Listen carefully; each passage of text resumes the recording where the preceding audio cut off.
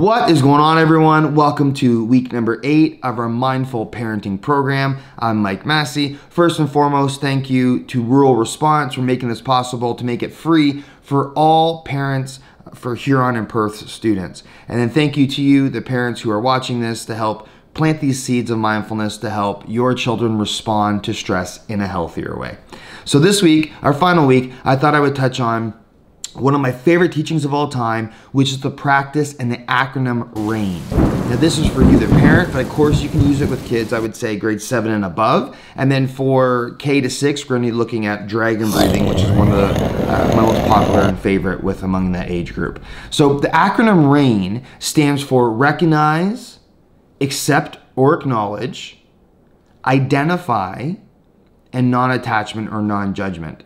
So how we can use this is no different than any other practice that we've done. You can use it formally, headphones on, using it at the end of the day, or maybe using it before a meeting or something you're worried or frustrated about, but you also can use the acronym in real time. So this is how it works. Let's say that you pick an emotion like sadness or frustration. You wake up and you notice that that emotion, that energy is there. And what we do right away is we go, okay, let me just recognize what is present. Let me recognize that I'm sad. All right, we can do that. The next step is we move on to accepting or acknowledging that it's present. Now, most people hate this part and they say, Mike, I don't want to accept that this is my circumstance, or I don't want to accept that this is how it is. So that's typically why I like to use the word acknowledge. Let's acknowledge that you're sad. It doesn't mean you have to love it or like it even, but what it does mean is that we're accepting what is present in this moment, in this current moment. Most people, when they get stuck in the A, what happens is they get stuck in what might happen or may happen, or they say, I don't want to be like this for the rest of the day or the rest of the week or 6 weeks from now, yada, yada, yada. Stop. Recognize the R, what's present. Accept and acknowledge that it's present in this moment. Not present for the next 7 years or 7 minutes even. In this moment, recognize what's present, acknowledge that it's present in this moment. The I is investigate or identify where it's the strongest. So for me, if I'm feeling that sadness, maybe it's in my chest. If I'm feeling worried, maybe it's in my stomach or my mind racing. And again, what we want to do is recognize what is present, acknowledge what's going on, identify that it's in my stomach or it's in my chest or it's in my mind in the form of thoughts.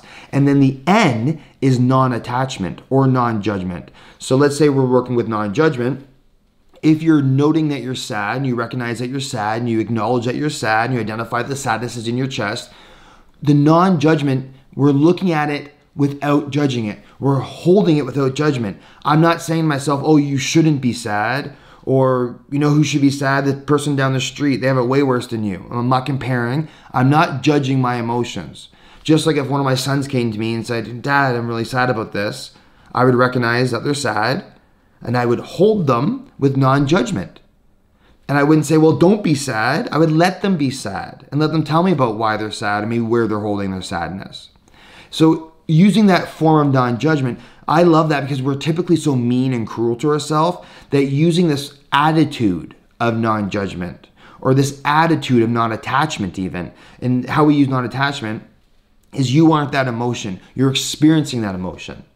Right? So I love little language tricks like instead of saying I'm angry, I will say I'm experiencing anger or I'm experiencing sadness. So when we go over this acronym, think of the last time that you were mad, worried, frustrated, angry, or upset. And then what we do is we press that pause button and we say, let me just recognize what's present while I'm sad or I'm worried. Let me acknowledge this worry. Let me identify where this worry is the most present. All right, now the N, I'm not going to attach to it. I'm not going to attach to this energy, to this emotion. I'm just going to let it be here. I'm not going to judge myself for having this.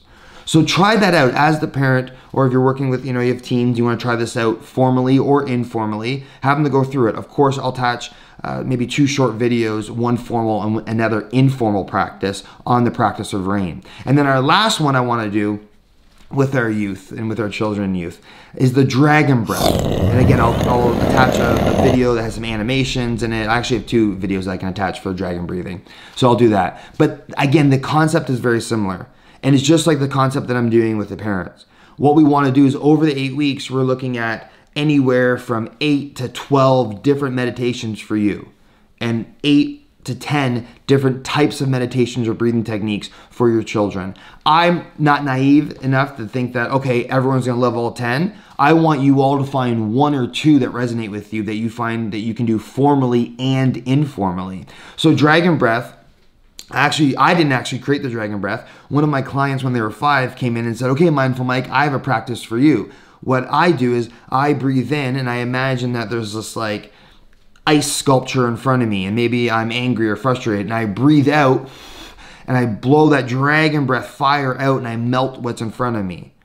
And I find that a lot, especially kids, I would say K to like 3, really resonate with this practice. It's one of the most popular ones on YouTube for sure.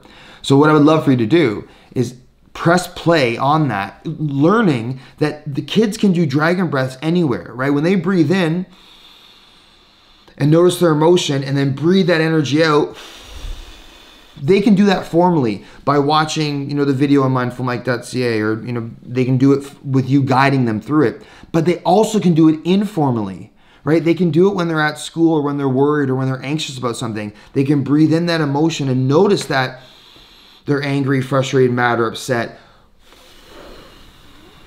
and then blow it out. This is the benefit of having a regular practice of mindfulness. It isn't having a cool haircut like this and shaving your head and being all zen and calm. It doesn't matter if you're in kindergarten or if you're in your 40s and above.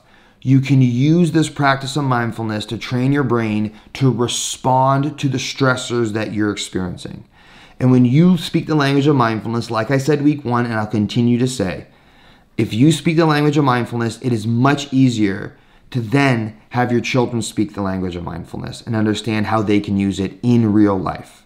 The number one obstacle to having children learn mindfulness is typically the people that they live with aren't using the practice, so then they can't really speak the language of it. Now, if you get caught up in what might happen or may happen, or if you're experiencing obstacles, continue to DM me and continue to email me. Okay, that's not a problem.